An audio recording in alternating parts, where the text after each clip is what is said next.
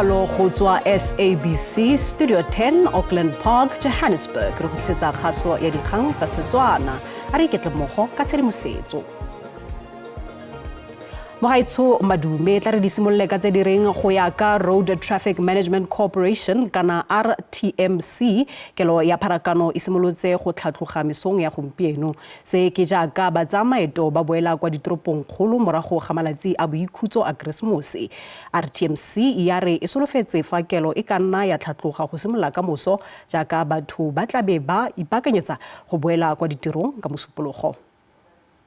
We now know that everybody having enjoyed their holidays, they're going back to their own destination. And to that extent, we've seen the swelling of our roads beginning early hours of the morning until very late in the evening. And today, we have just seen the volumes having peaked as early as 10 o'clock in the morning. So we are in for a high jump this afternoon, tomorrow, Monday.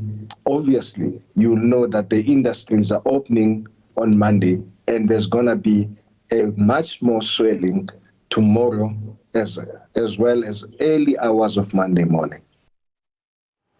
Balelapa la gabo Chesney Kepler wa dingwaga di le 22 yo bolailweng ke mokapele wa gagwe ba ikwetse go puso go dira ka natla go fedisa ditiragalo tsa tiriso dikgoka ya bong. Magolokgolo a malapa ditsala ba dira mmogo le baeteledipele ba dipolotiki ba ne ba kgobokane kwa holong ya baagi ya Don Maidman kwa Eldorado Park go laela moswi.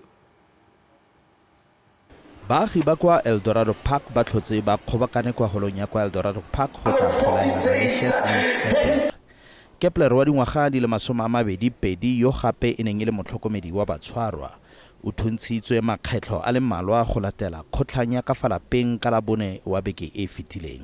Go tlhokafala ga gagwe go bontshitse bothata jwa tiriso dikgoka kgatlhanong le basadi. Bontsi jwa batla phitlhong bo gateletse fa mmelaelo a tshwanetse go rwala maikarabelo tebang le polao e setlhogo eno.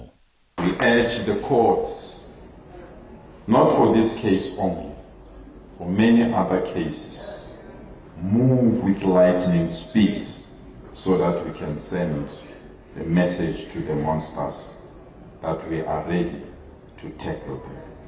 Melaelo wa dingwaga di le 42 o solofetswe go tlhagelela kwa kgotlatshekelo ka mosupologo. Motshwara matlotlo wa lekala la lekoko la Economic Freedom Fighters Dan Makutu yo bolailweng mo letsatsing la Keresemose kwa Bokweni kwa Mpumalanga o tlhotse a bolokilwe. Makutu o ne a itsege mo kgaolong ya gagwe jaaka mokgaratlhi yo neng a lwela ditshwanelo tsa baagi.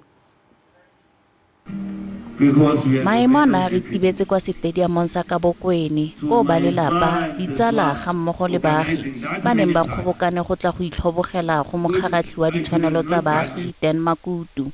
Makutu o ne itsege ka go lwela ditshwanelo tsa baagi ba ka Bokweni le go lopa thebolelo ya ditirelo. O ne a tlhophilwe jaaka motshwara matlotlo wa lekala la EFF dikgwedi di le 3 tse di fetileng. Ba lelapa la gagwe ba mo kutlobotlhokong. We are heartbroken. We are really shattered. We are hurt because they killed him on Christmas Day when the family was gathered together. Someone called him and he went out about 4 houses away and there he met his killer. Motlatsa presidente wa EFF o lopile mapodisa go dira dipatlisiso ka botlalo. We call upon the police to do their work. They must not be under any pressure and try to impress anyone. They must just take their time to investigate, to arrest, and not to arrest to investigate. Ba lelapa la gagwe ba re go itse ba bolai ba gagwe go tla ba gomotsa. We wish that the killers must be found. They must be arrested. And they must serve jail time for what they did. At least we should know who they are. Sebako sa polao ya gagwe se santse se sa itsewe mme mapodisa a tsweletse ka dipatlisiso. Serodumo sa mefuta ya mmino wa Afrika Borwa e akaretsang mbaqanga kwaito ga mmogo le amapiano se tswelela go gola mono nageng. Ga jana barati ba mmino ba simolola go amogela le go itumelela mofuta wa mmino wa diatla kana clap and tap. Go le jalo tlamelo ya matlole le kemonokeng mo mefuteng ono wa mmino e sa le kgwetlo e kgolo. O ke moribo wa mmino wa Afrika Borwa, mo go ona baopedi ba opa diatla le go ita fatshe ka loto. Bangwe ba ba simolotseng ka mmino o gompieno ke dinaledi.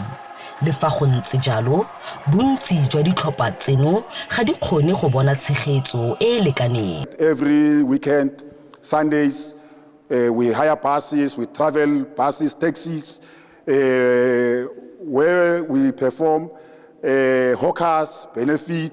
So we play a huge role in the economy of our country. Ba Clap and Tap Federation ba dumalana le bona. The lack of funding has contributed to the sector not getting enough showcases or even able to host each other.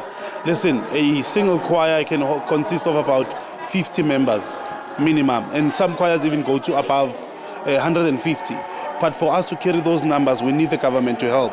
Lefapha la Botaki le Setso mo Northwest, Larry, maiteko a tsweletse go tshegetsa mofuta ono wa mmino. Jaaka mokhuduthamaga ke bone gore batho ba bantsi ba rata mmino wa Clap and Tap. Ke ka mo re tlong go tshwaragana le ba ileng gore ba dira meletlo ya mofuta o le mo letsatsing la ka go re tshwaragane le bone go netefatsa re batla go bona moletlo o go gola go feta ka gore o tshwere matshelo a batho ba bantsi. Ga o lebella ka mogare batho ba tletse ene o kgona go bona le gore le ga ba opela ba tshesegela gore mmino o wa Clap and Tap o gole go feta fa. Sentle English SABC News, Rustenburg.